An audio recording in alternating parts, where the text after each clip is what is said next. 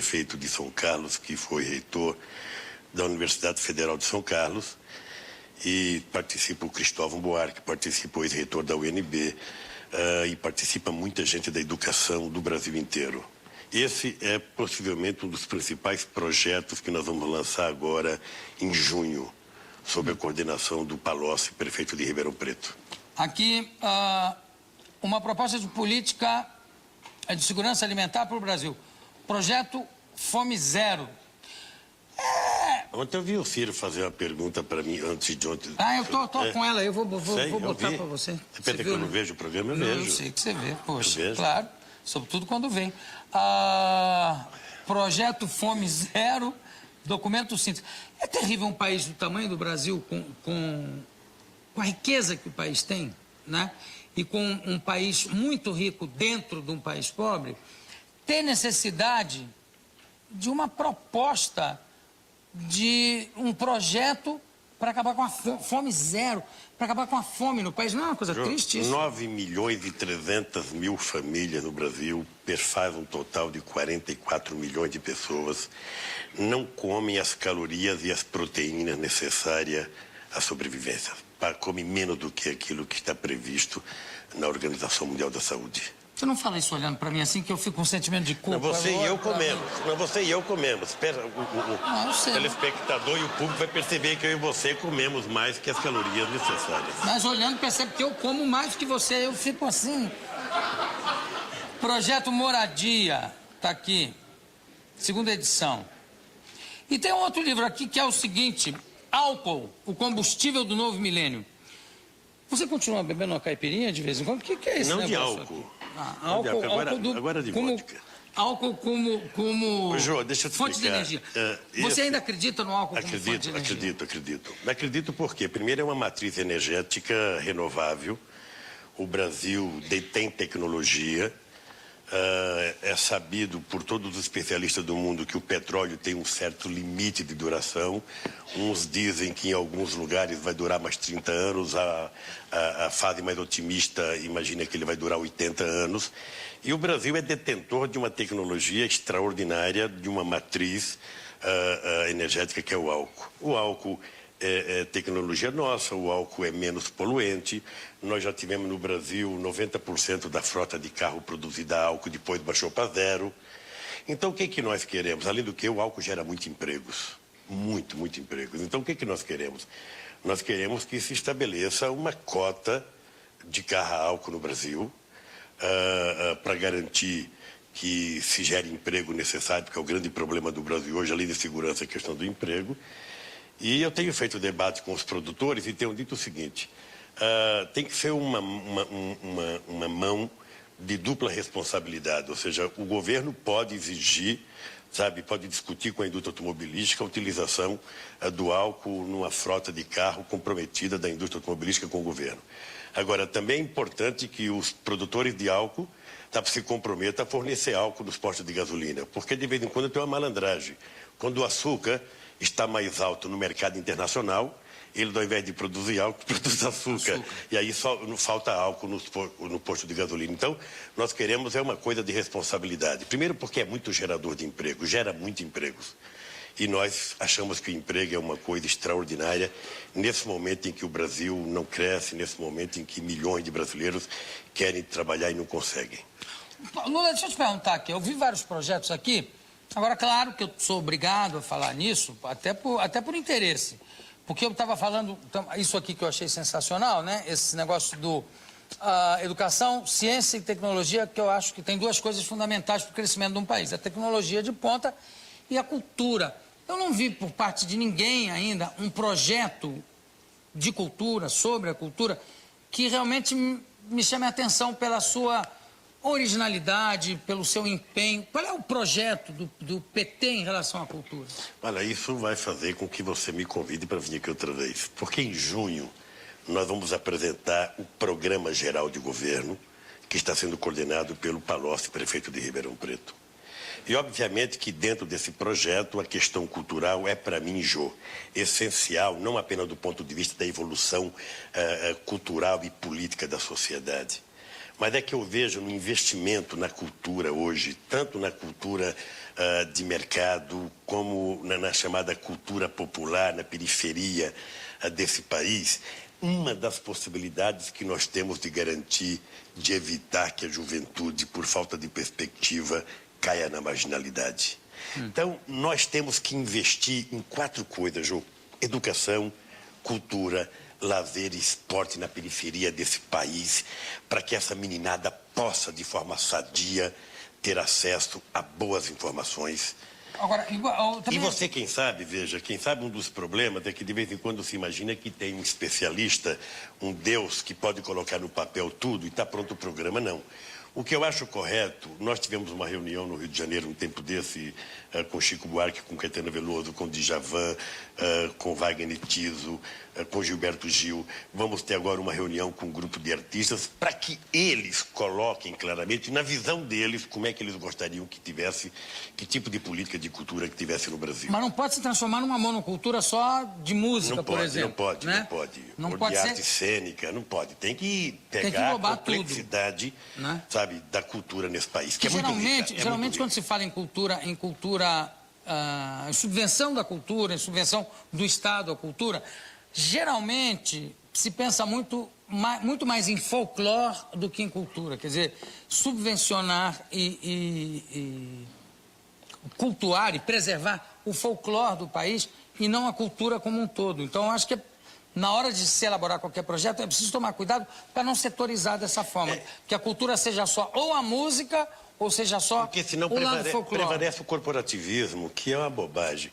Ô, João, uma coisa que eu fico sempre indignado é o seguinte: o que nós precisamos criar é condições para que as pessoas que têm um potencial, sabe, possam se desenvolver. Uma coisa que me machuca muito é saber o seguinte: por que na escola pública as crianças não têm acesso à dança, à música, a teatro, sabe? Por que não tem acesso? Ou seja, por que uma criança, para ter acesso a isso, tem que ir numa escola particular e se a família é pobre, está fora porque não pode pagar? Então, eu acho que não custa nada o Estado garantir, sabe, que os pobres mostrem que têm competência para suas atividades culturais. Podem ser artistas importantes como você, competentes como você. Não, você sabe que, inclusive, o teatro, por exemplo, é usado muitas vezes, dá resultado, até quando é usado como terapia, às vezes até em presídios, às vezes até em hospitais e em colégios também. E você não vê isso na escola pública no Brasil, né? Você vê, por exemplo, com esse negócio, da obrigação do ator ser formado por uma escola, né? Ter carteirinha de ator. Se o Grande Otelo tivesse surgido hoje, ele não conseguiria ser ator. E foi um dos maiores talentos que nós tivemos nessa área. E também porque não tinha escola pública com a possibilidade de ter um curso de teatro como tem no mundo inteiro, né? Pois é, eu acho, João, que tem duas coisas. Tem uma coisa é você fazer a promoção da cultura de mercado até, que é muito importante. E outra coisa é você ter uma política cultural capaz de levar a parte mais pobre da sociedade à cultura e extrair dessa sociedade aquilo que ela pode oferecer também como cultura para a cidade, para o Estado, para o país. Claro. Essa interação é que está muito tacanha. Nós temos experiências extraordinárias em Porto Alegre, tivemos experiências agora em Santo André. Eu, por exemplo, João, passei 4 anos da minha vida, eu tinha assumido um compromisso com alguns sambistas antigos do Rio de Janeiro, que eu achava que são pessoas que não têm mais oportunidade, porque no Brasil é assim, quando você é jovem e bonito, você tem oportunidade para tudo, né? Quando você tem uma certa idade, mesmo que seja um artista famoso, você vai, né, ficando num papel secundário. Então, eu sempre achei que a gente precisaria criar as condições de dar chance a essa gente. E Santo André promoveu agora uma semana em que levou vários sambistas eu fui assistir um show do Paulinho da Viola, foi a Dona Ivone, foi um negócio extraordinário. Ou seja, o cachê das pessoas até é pequeno, mas para eles é muito importante porque eles precisam sobreviver. São artistas extraordinários e que muitas vezes não são nem lembrados, porque as pessoas, né, como televisão, né, que fica vendo Ibope. Do Ibope não importa a qualidade, o que importa é o Ibope.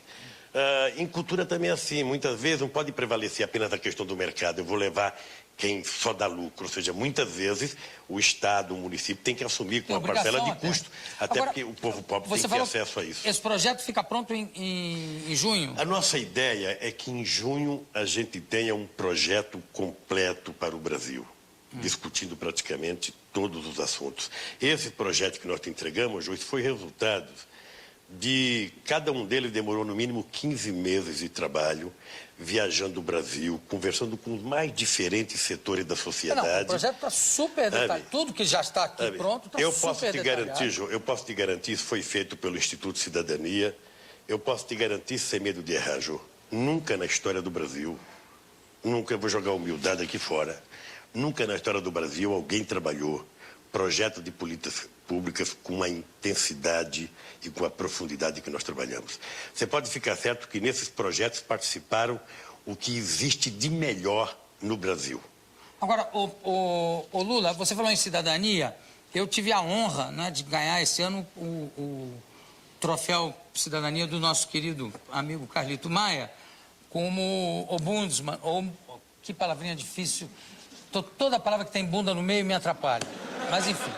E eu falei lá sobre o que eu achava de cidadania, e eu falei uma coisa que eu penso também em relação à cultura, que acaba sendo a cidadania no Brasil fica uma coisa abstrata, porque as mesmas pessoas, às vezes a mesma pessoa que está lutando pela cidadania é aquela que sai e joga um papel no meio da rua sem pensar que aquilo vai entupir um bueiro que vai prejudicar a população como um todo. Não é hora de se começar a colocar na prática o que é cidadania? Eu acho. A fazer esse exercício de uma forma... Você sabe que uma vez eu conversei com o Dr. Hélio Bicudo, quando ele era o representante do Brasil na Comissão de Direitos Humanos da Organização dos Estados Americanos, da OEA. Eu dizia, João, para o Hélio Bicudo o seguinte: Hélio, a gente está acostumado a discutir muita questão de cidadania, de direitos humanos, sabe, na questão da prisão, da tortura, da perseguição política. Agora, vamos transformar em cidadania o direito da pessoa a comer, João. Todo mundo tem o direito de tomar café de manhã, todo mundo tem o direito de almoçar, todo mundo tem o direito de jantar. Como pressuposto elementar para a cidadania, porque se você não come, de morar, o resto né? tudo... Não, mas é que você não come, o resto tudo é mais difícil. Aí vem a questão, o direito de estudar, o direito de morar, o direito de ter acesso à cultura. E acesso à cultura é uma questão de mentalidade dos dirigentes do país. Eu, por exemplo, no Brasil, de vez em quando eu falo, pobre não gosta de música erudita, pobre não gosta de concerto.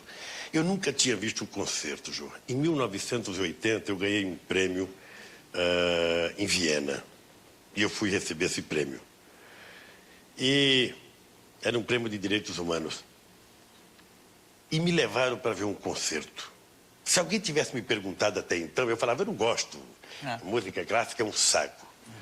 Hoje eu vou te contar uma coisa. Sabe o que eu senti? Eu senti que eu levitava, sabe, quando começou o concerto, de uma coisa tão extraordinária que eu jamais tinha visto na minha vida.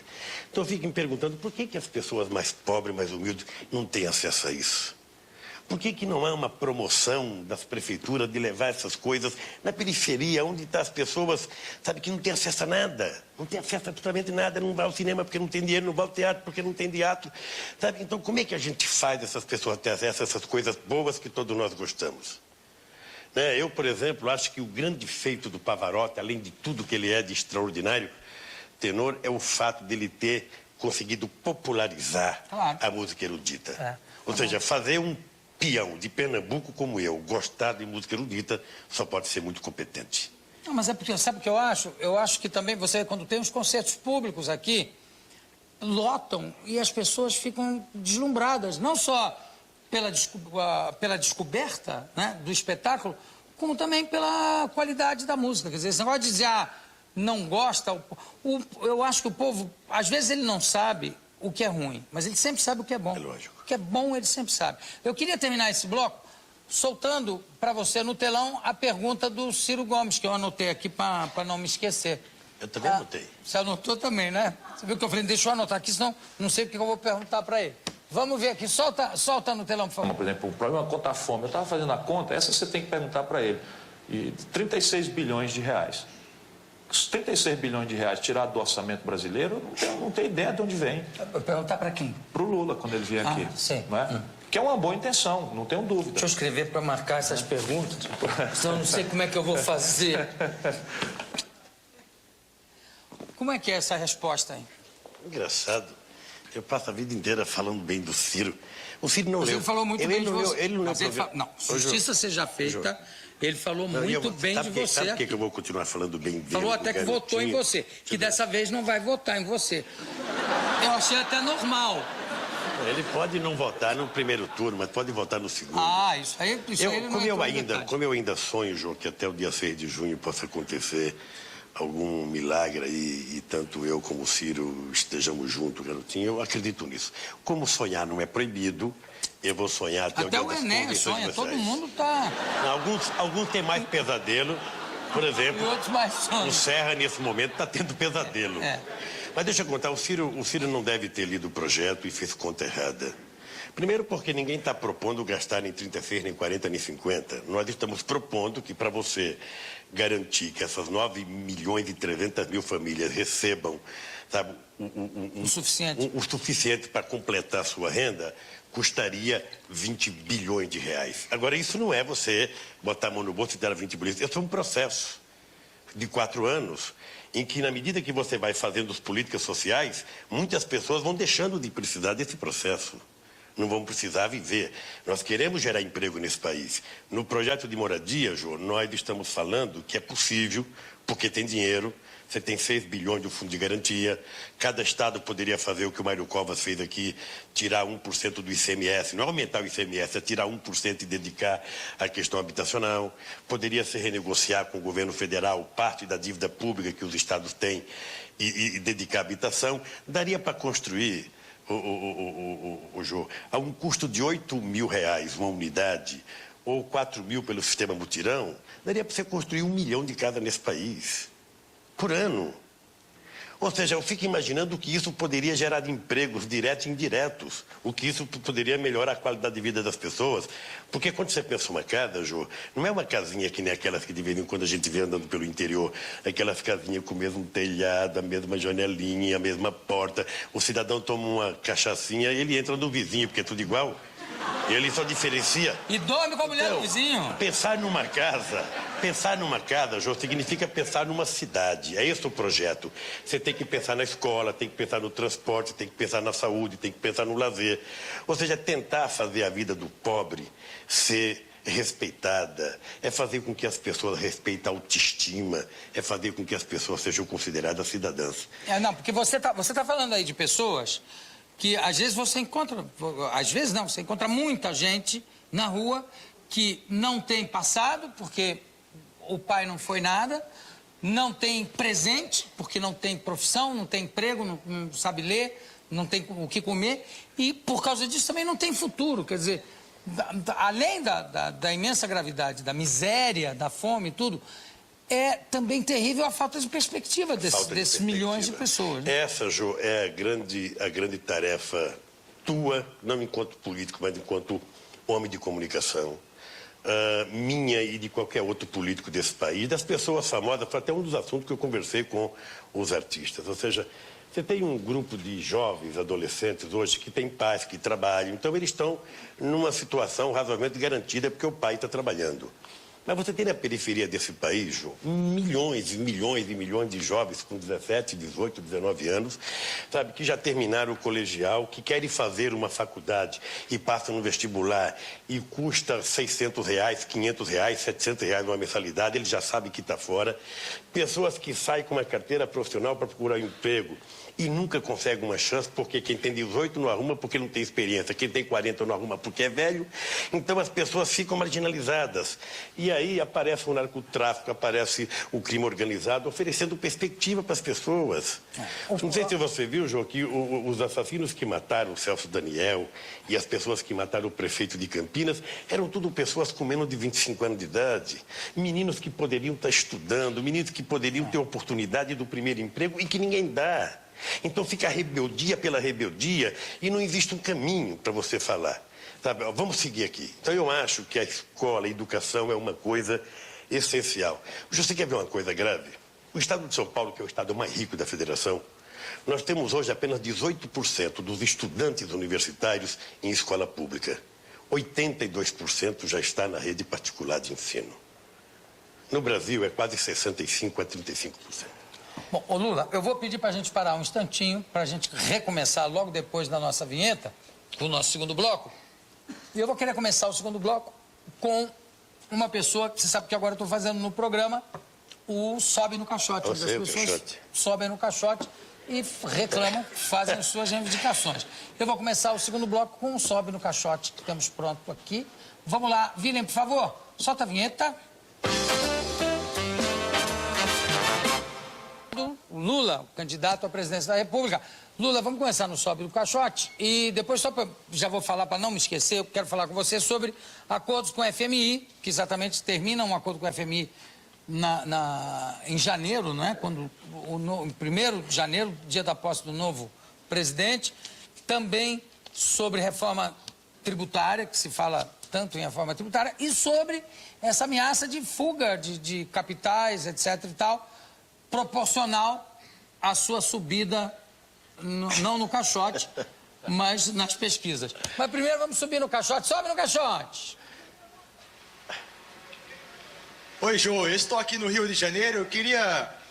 Eu tenho uma grande reclamação para fazer. Eu queria falar aí também para o nosso governo federal que ele deveria, né, reconhecer mais o que é que ele tem feito pelo nosso país.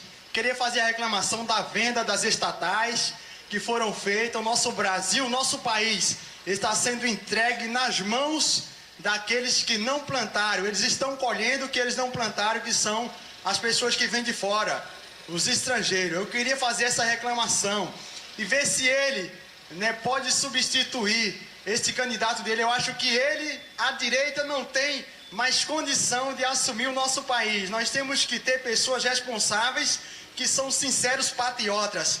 Nós queremos o nosso direito. Nós que somos trabalhadores, nós queremos o que é nosso. Só isso e nada mais. Bem, engraçado.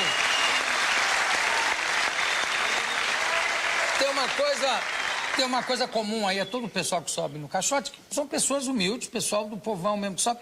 Eles têm uma consciência, têm um nível de informação sobre as coisas que acontecem muito grande. O que você tem a responder aí ao... Olha, eu acho que o governo exagerou no processo de privatizações. Acho que exagerou. Obviamente que tinha setor de produção, indústrias que o governo poderia privatizar. Algumas não. Eu, por exemplo, era contra a privatização de todo o sistema de telecomunicações. Era contra, como sou contra a privatização da Petrobras, do Banco do Brasil.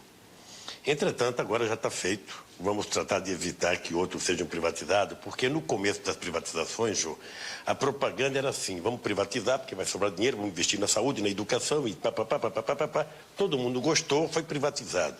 A Argentina foi a mesma história. Ou seja, a Argentina chegou a privatizar até o zoológico.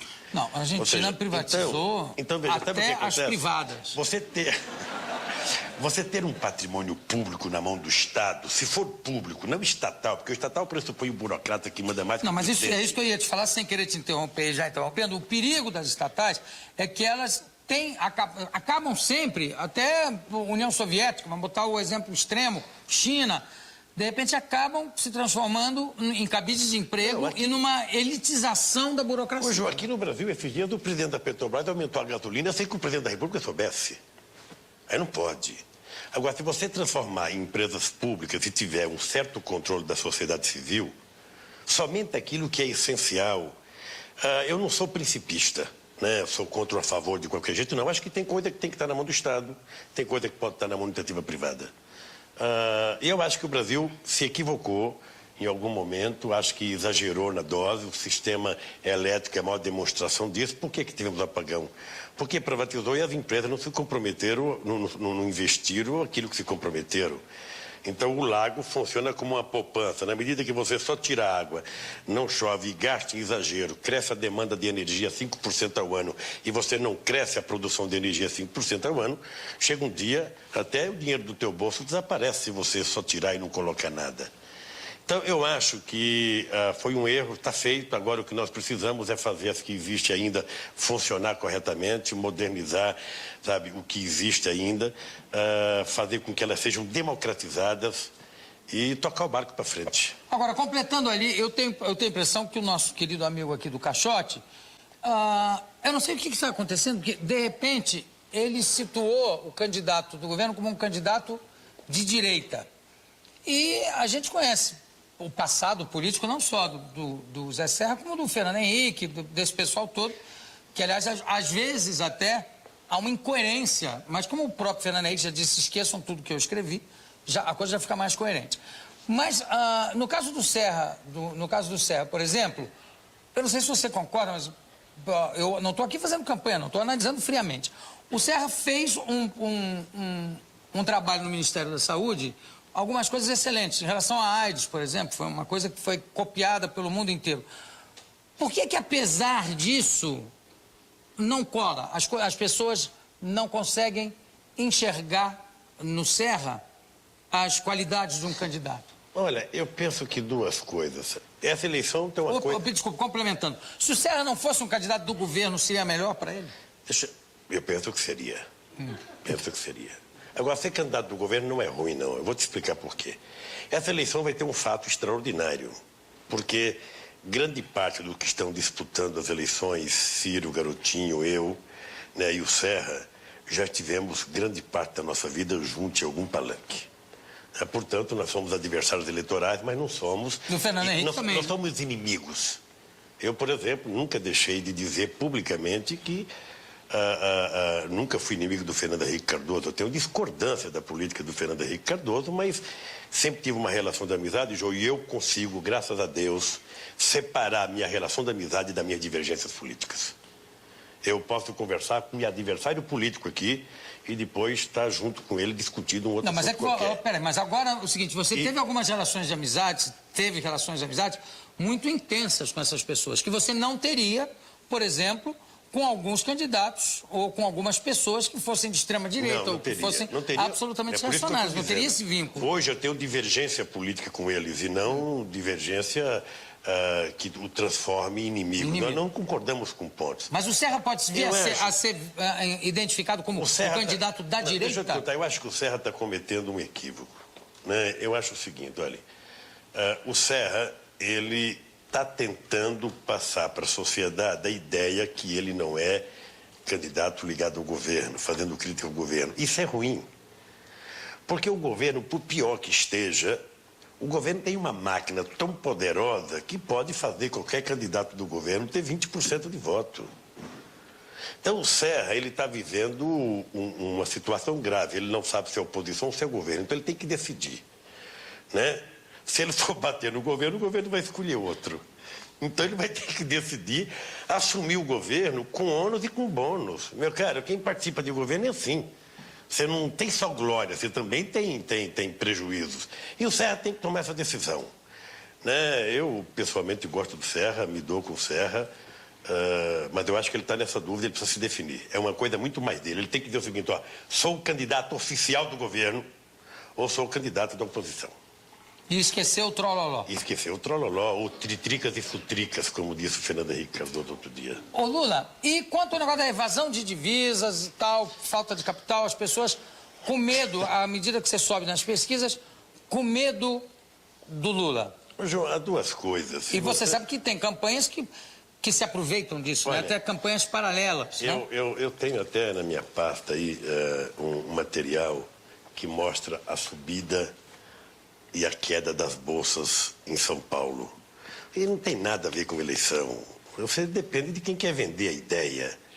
Veja, para o investidor estrangeiro, é engraçado, porque vem o homem que produz um relatório, a imprensa dá um destaque. Aí de noite vai o dono do banco, o chefe daquele cidadão, diz que o banco não concorda com aquilo e não tem o destaque necessário.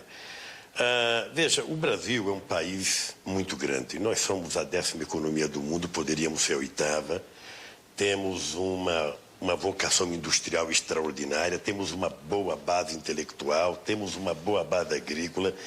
Ou seja, eu estou convencido que nenhum banqueiro do mundo sério, que leva os seus investimentos a sério, pode ter medo de quem vai ganhar as eleições no Brasil. Até porque, Jô, nós temos muita responsabilidade com esse país E nós queremos atrair investimentos estrangeiros para cá, João, tentando oferecer para ele coisas mais importantes do que juros altos do patrimônio público. Queremos oferecer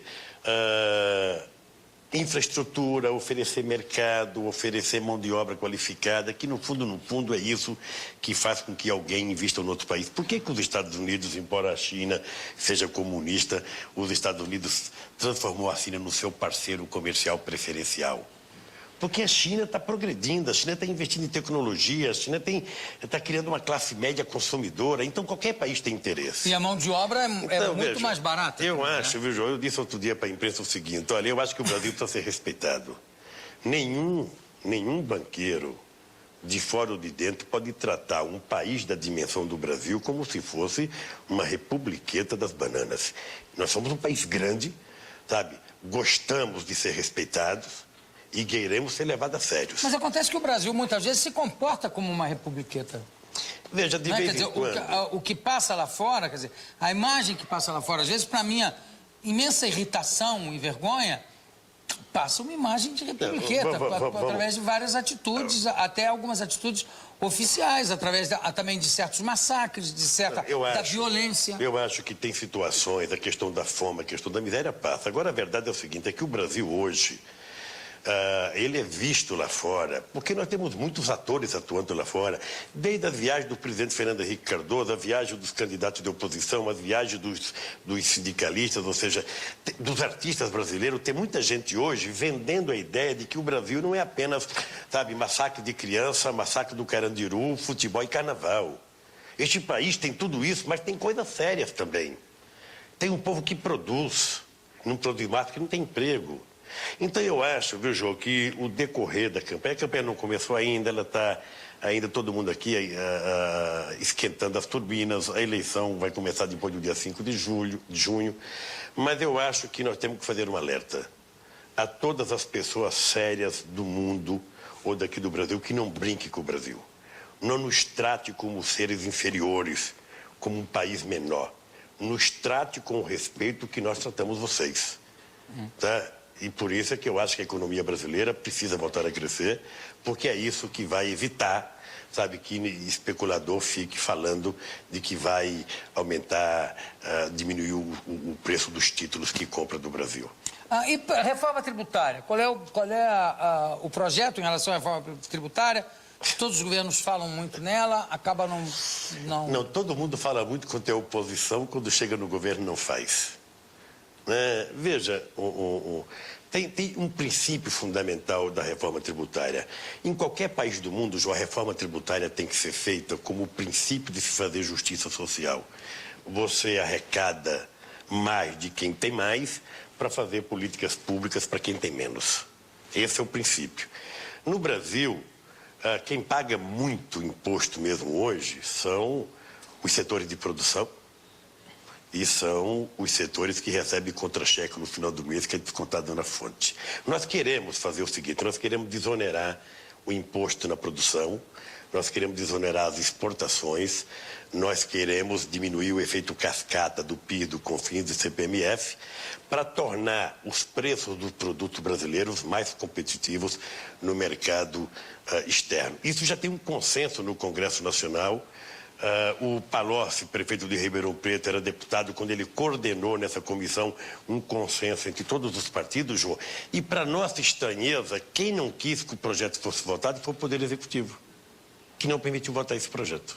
Agora, e os 50% que você lascou aí? Veja, na verdade, como é que ficou esse negócio? Obrigado pela pergunta. Me dá a oportunidade de falar de público o que eu disse.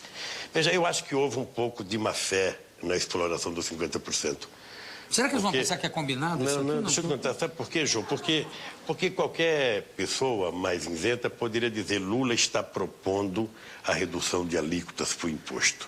Eu estava fazendo uma entrevista coletiva e eu estava mostrando que hoje no Brasil você tem duas alíquotas. Você tem isenção até 901 esquirela, depois você tem uma 15%, quem ganha acima de 1.000 já paga 15%, e quem ganha acima de, vamos pegar 3 mil, já paga uma alíquota de 27,5%. Acima de 3 mil já é 27 mil. Não precisa nem 3 mil, 2 mil e pouco já dá 27,5%, é muito alta. Então o que eu propus? Porque essas pessoas que pagam assim, Jô, são as pessoas que recebem salário no contra-cheque e não tem como... Já vem descontado. Tá bem, descontado na fonte. Então, o que eu propus? Que era preciso fazer, sabe, uma escala que você começasse com 5, depois com 10, depois com 15, até você cobrar os altos salários como se cobra em toda a Europa. Agora, nós não temos essa proposta ainda porque não está feita. Estados Unidos também, né? Sabe? Os Estados Unidos Os também. Estados Unidos chega a 40%, a Inglaterra chega a 40 e pouco, mas o Japão chega a 65%, a Alemanha chega a 54%. Vamos supor que o Brasil não possa chegar a isso. Agora, o que você não pode é penalizar a classe média brasileira, que no fundo é quem não pode fugir, meu caro. Porque ela não tem jeito. Receber o contra-cheque está descontado na fonte. Então é muito pesado, Jô. Eu acho que era preciso a gente entender, sabe, que até um limite salário não é renda. Porque o cidadão trabalha numa fábrica, faz hora extra. Aí o que ele ganha da hora extra, pá, vem o leão e come.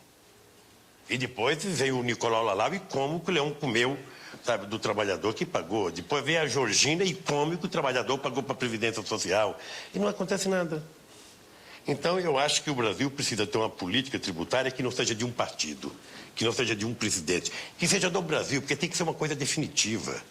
Hoje, política tributária, legislação trabalhista e previdência social tem que ter um acordo entre vários segmentos da sociedade para que a gente possa ter uma lei definitiva para 30, 40 ou 50 anos. O Brasil está precisando, Jô, de pessoas que convoquem as personalidades desse país para sentar em torno de uma mesa e fazer os acordos necessários que o Brasil precisa para o Brasil sair desse negócio de país emergente. Agora, outra coisa, uma pergunta que até eu fiz para o Ciro aqui e alguém da plateia fez para o Enéas. Sua posição em relação a Armínio Fraga. Armínio Fraga seria, segundo o PT, um bom funcionário para ser presidente do Banco Central? Deixa eu lhe dizer uma coisa. Eu tenho assistido alguns debates do Armínio Fraga no Congresso Nacional. Ele demonstra ser um técnico competente. É uma competência. Ele demonstra ser. Agora, João, sem nenhum demérito, nós temos nesse país algumas centenas de pessoas competentes nessa área. Né? E, obviamente, que nós não concordamos com determinada filosofia do Armínio. O Armínio, certamente, com todo o respeito que cada um de nós possa ter por ele, nós queremos escolher o ministro da Fazenda, queremos escolher o presidente do Banco Central, queremos escolher o presidente do Brasil. Nós não queremos ficar com parte das pessoas que hoje simbolizam esse modelo econômico excludente que nós estamos vivendo. Quer dizer, você quer realmente... Você quer fazer uma coisa absolutamente diferente de todos os governos? Porque até hoje, todos os governos aproveitaram elementos dos governos você pode aproveitar, anteriores. Você pode aproveitar, João. Você tem dentro da máquina pública, gente que é dos mais diferentes partidos políticos e que são pessoas competentes. O critério de você montar um governo, ele tem um critério da competência técnica, do compromisso político, que é muito importante. Você não pode ter um técnico trabalhando contra a orientação política do governo. É por isso que, de vez em quando, dá essa coisa que está dando aí na imprensa toda agora, né? Do rapaz das privatizações das telecomunicações. Mas nós temos gente extraordinária em vários partidos políticos. E veja,